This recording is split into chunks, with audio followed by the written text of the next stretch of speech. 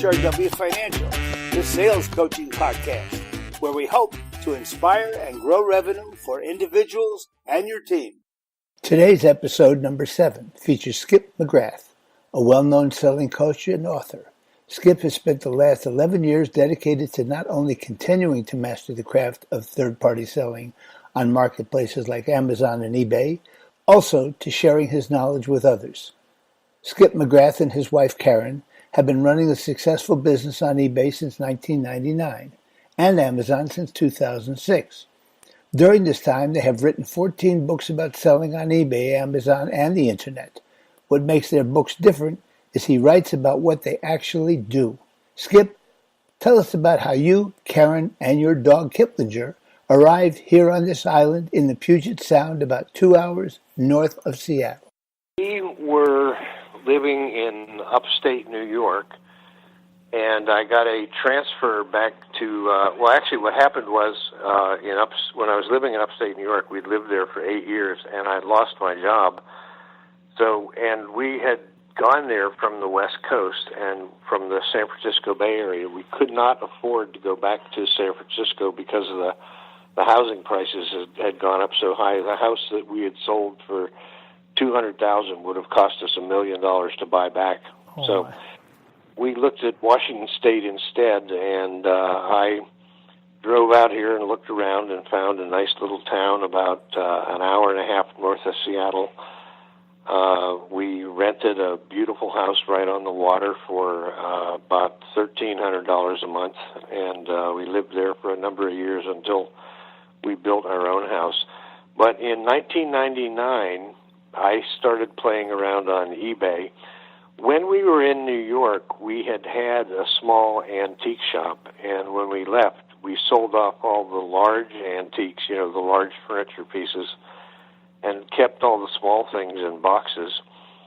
And that was the first thing I sold on eBay. I started putting those things up on eBay, and they were selling for more on eBay than we used to sell them for in our antique shop. So I was kind of hooked.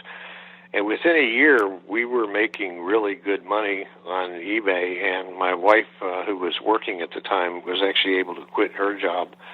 I was still working in the corporate world in Seattle, and about 3 years later, I quit my job, and we've been doing this full-time ever since. So in 2006, we moved over to Amazon, and Amazon shortly after that, they introduced the FBA, Fulfillment by Amazon program, where you send all your things into Amazon and they fulfill it for you. We changed over to that in 2010, and after doing that, our business just skyrocketed, just took off. And I would say within a year's time, we were making much more money on Amazon than we ever were on eBay. Tell me, how did you actually get involved with eBay? You mentioned to me something about when you were in New York that you had a lot of customers at your store that were stars. Tell me a little bit about that.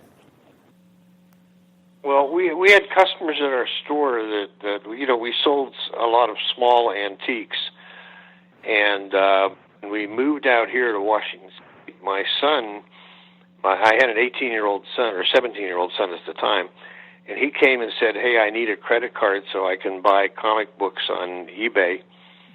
And I said, "What is this eBay thing? Show it to me." And I wasn't about to give him my credit card. So I saw that there were a lot of small antiques selling on eBay, so I just started creating some listings and doing it myself. And, it just sort of took off from there. And we were selling all these antiques that we had in boxes that we had brought from back east. We started selling those off until they were all gone. How did you get into the newsletter business?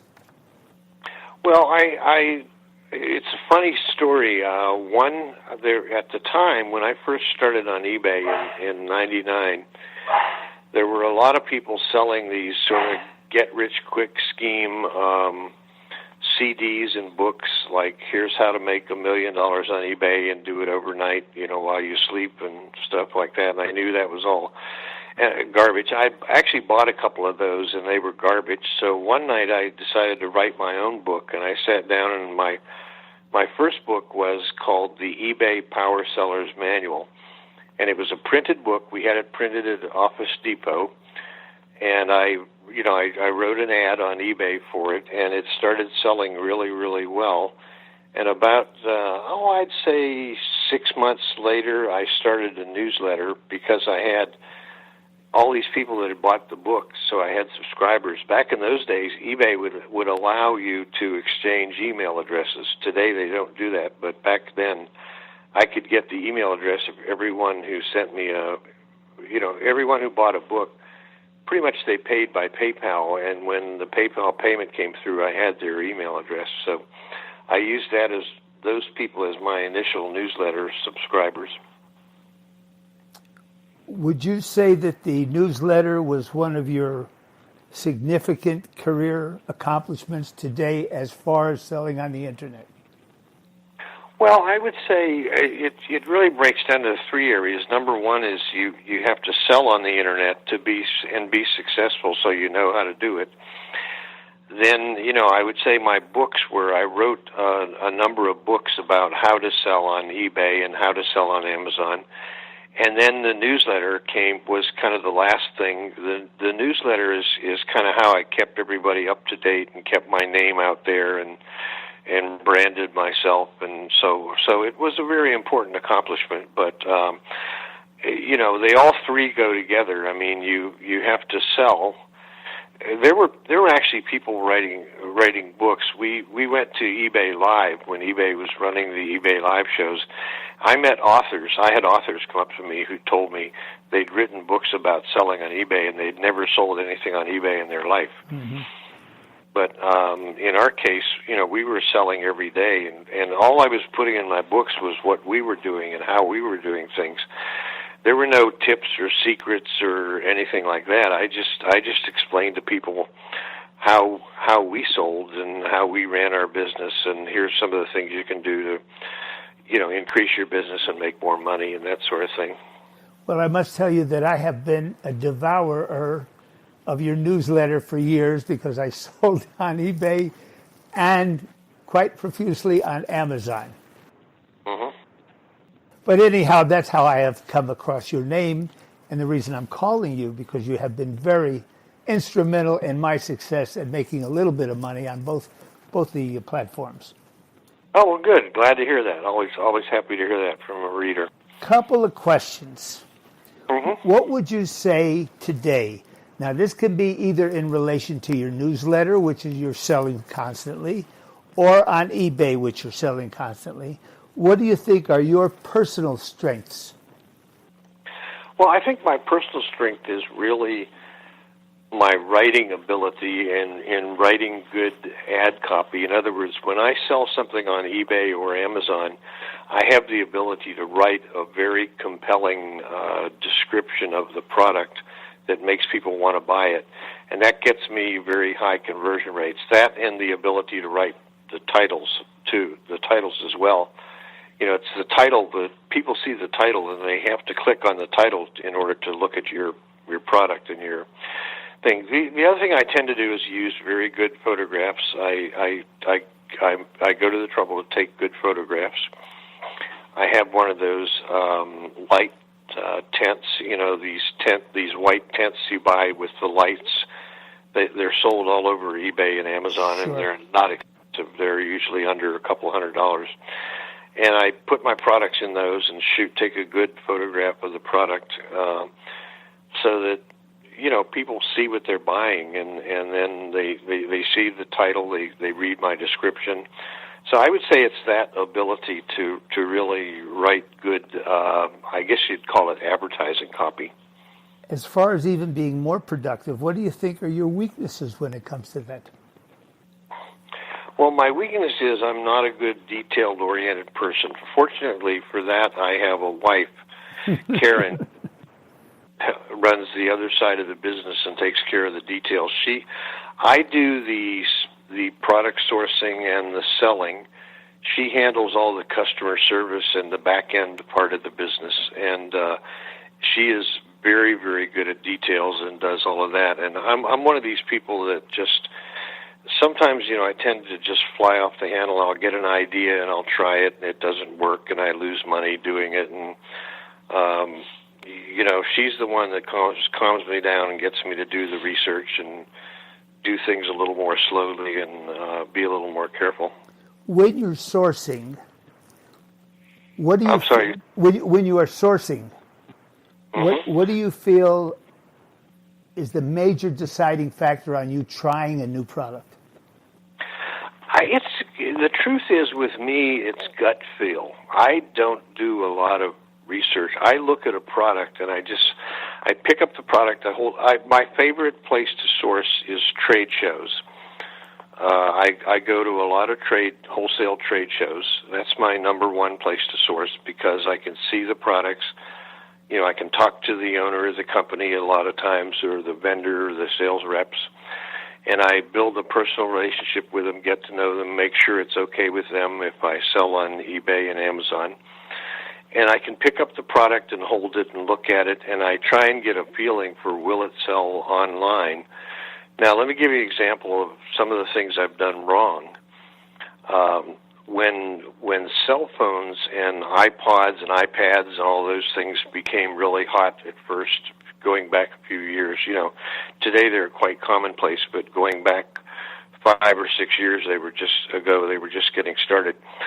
I bought a lot of accessories like, earbuds and cases and Bluetooth speakers and things like that. And they sold really well. I mean, the sales were phenomenal, but the return rates were horrible. I found out with that type of consumer electronic, I was seeing as high as a 25 to 30% return rate, and that was killing my profits. And so, that was something where I did an experiment. The experiment didn't work out very well. I do that sometimes, but with me, it's a lot of it is just gut feel. I just have a feeling. I've been doing this for so many years now.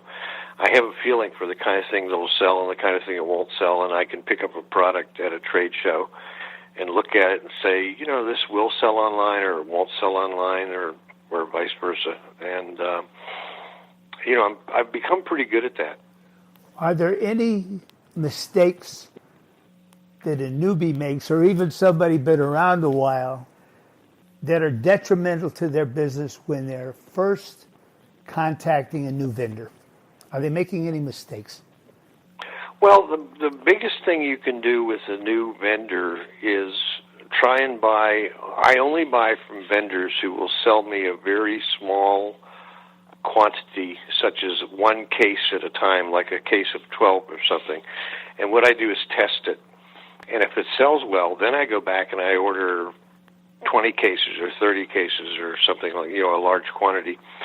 But the biggest mistake you can make is diving into something with a large amount of money where you just don't know yet if it will sell or not. So, I always buy products in small quantities and test them.